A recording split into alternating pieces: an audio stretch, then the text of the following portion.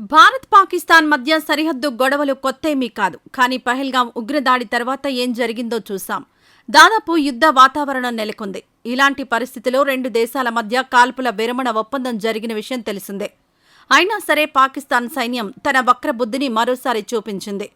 సరిహద్దు ప్రాంతంలో డ్రోన్లను ఎగురవేసి ఒప్పందాన్ని ఉల్లంఘించే ప్రయత్నం చేసింది. అయితే భారత సైన్యం అప్రమత్తమైంది.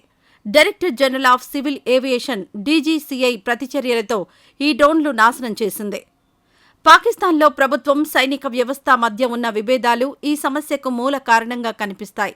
రాజకీయంగా ప్రభుత్వం శాంతి చర్చలకు సిద్ధంగా ఉన్నప్పటికీ సైనికాధికారులు తమ దూకుడు వైఖరిని కొనసాగిస్తున్నారు.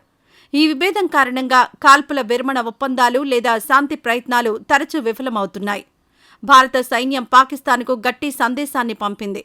డ్రోన్లను నాశనం చేయడం ద్వారా భారత్ తన రక్షణ సామర్థ్యాన్ని, దృఢమైన వైఖరి ఏంటో చూపెట్టింది. పాకిస్తాన్ సైన్యం భారత్ చేసే ఈ ప్రతిదాడులకు భయపడుతోందని స్పష్టమవుతోంది. గతంలో కూడా భారత్ బలాన్ని చూసి పాకిస్తాన్ వెనక్కి తగ్గిన విషయం తెలిసిందే.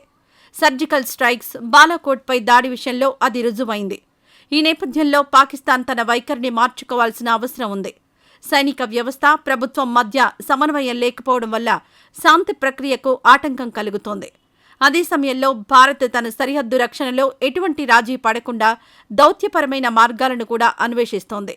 భారత్ ఎప్పుడు యుద్ధం కోరుకోదు, కానీ పాకిస్తాన్ కావాలంటే ఇవ్వడానికి మాత్రం వెనకాడదు అనేది స్పష్టమవుతోంది.